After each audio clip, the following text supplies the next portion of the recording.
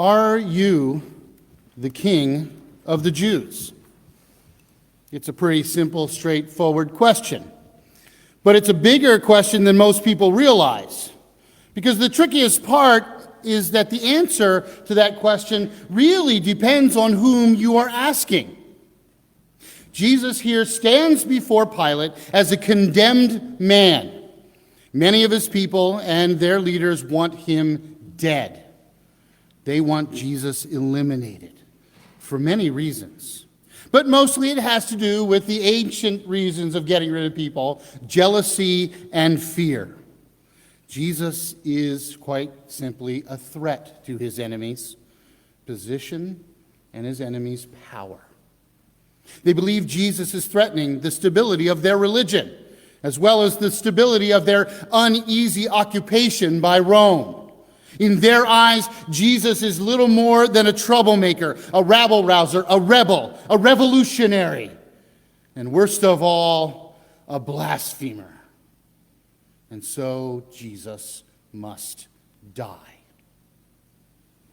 Now, to most of those men who want to see Jesus dead, Jesus is not a king. However, it may just be that those who believe that he might be the king want him dead as well. For Jesus as king would give him power over the leaders of their faith. Because in those days in Israel, there really was no separation between church and state. As king of Israel, Jesus would also be the head of the Jewish faith. However, with all the power that they wield under the terms of the occupation, these men do not have the power to execute Jesus. And so they must take him to Pilate, the Roman governor, to have it done. Now, Pilate for himself, he doesn't care that Jesus is a blasphemer. It means nothing to him. As he said, I am not a Jew. However, he does care if Jesus is calling himself a king. Because if Jesus is proclaiming himself to be a king, then Rome is going to have a problem. First of all, only Caesar in the empire had the right to make kings of anyone, and Caesar had not made Jesus a king.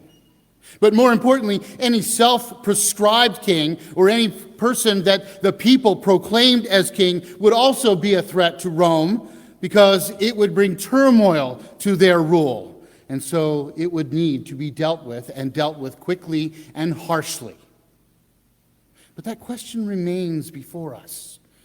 Is Jesus really a king?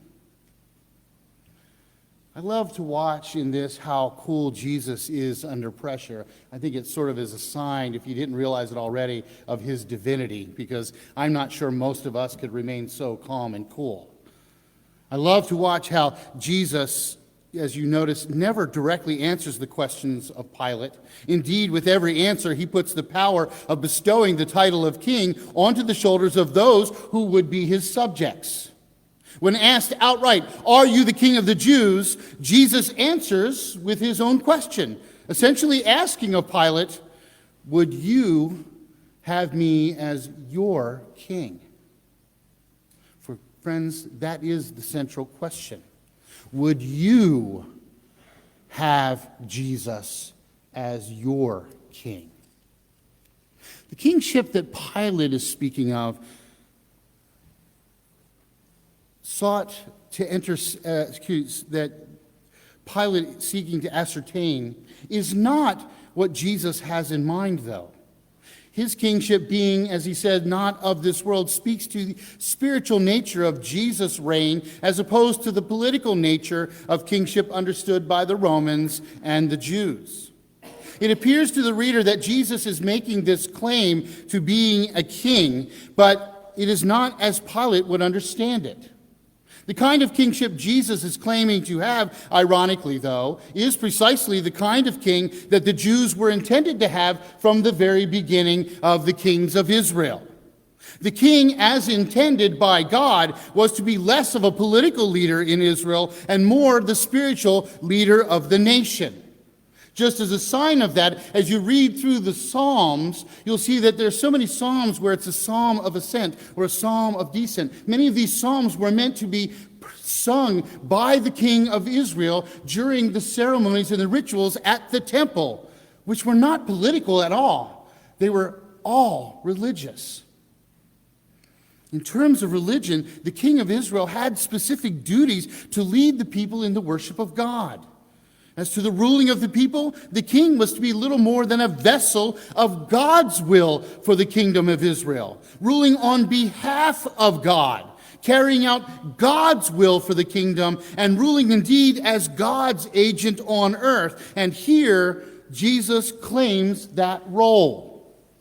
Jesus, he says, came to bear witness to the truth, to point the people to the real truth in this world. This is not an abstract concept to him of truth over and against falsehood. No, no, no. It's about Jesus' identity, and it's about Jesus' mission here on earth. The witness Jesus bears to the truth demands a response from everyone who is on the side of truth. It requires a response that leaves no middle ground to stand in. Either you choose to accept the truth of Jesus, or you choose to reject it. You cannot stand in the middle. You can't have it halfway. You're either all in on the kingship of Jesus, or you're all out. There is no option. Thus, those who belong to the truth, he goes on, those who belong to God will listen to Jesus. And in that moment, the trial of Jesus recorded for us here in John becomes the trial of everyone else, including us. Because here's the true irony of the text today. Jesus is not on trial before Pilate or before the crowd. It is Pilate and the people of Israel who are really on trial before Jesus. And in truth, we who hear this story read today are now also on trial. Let us go back to the questions of Pilate. Are you the king of the Jews? The real answer we know is yes. Jesus is the king of the Jews. But that doesn't matter, for the Jews do not claim him as their king. Begging the question, can you be a king if there is no one to rule? Then Pilate asked, what have you done? Really, it doesn't matter what he's done. It is the response of the people that matters. It is their response to his words and his proclamation of the truth that answers the question. His kingdom is not of this world.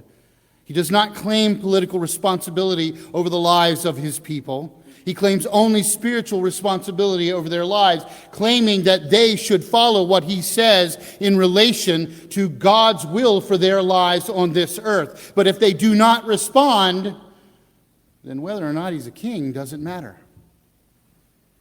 Finally, Pilate asks again, so are you a king? Which leads to the most important reply. You say that I am. And in that statement, Jesus lays the question squarely at our feet. Do we or do we not claim him as our king? Because it's not for Jesus to answer that question, but it is for each of us to answer the question. It reckons back to the question Jesus asked of his disciples earlier in the Gospel of John. Who do you say that I am?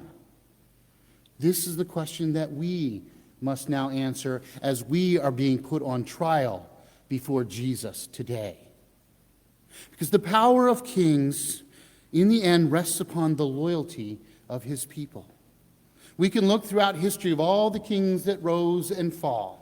And they rose because they had the loyalty of people, and they fell because they lost the loyalty of their people. Kings, as we have seen time and time again, can be replaced. Kings can be those brought down to earth. Kings can be ignored. Kings can be rejected. And so the question remains for us, will you take your loyalty to Jesus seriously, or will you reject him like all other kings have been rejected? When a king commands the loyalty and the devotion of his people, then he exercises a great deal of power. And we could sit around here all day talking about Jesus' life and Jesus' ministry and be amazed at what he said and what he did. We could discuss his sayings and all that he has taught us and proclaim his profound influence on the world. We could even go into the question of his death and resurrection and be completely amazed at that power and proclaim it all to be true.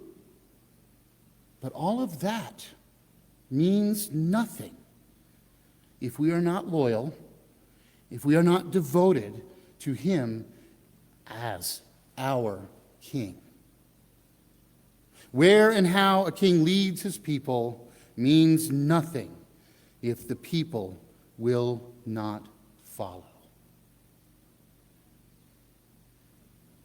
So are you now willing to follow?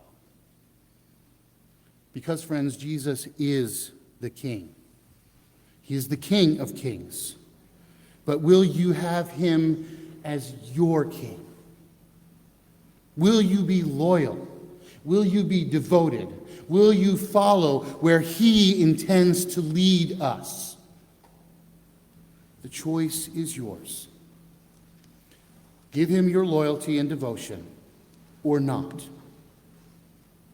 Instead, you might choose to reject and resist him and his call, therefore rebelling against his kingship. What will you choose? Either he is your king or he is nothing. You cannot have it both ways.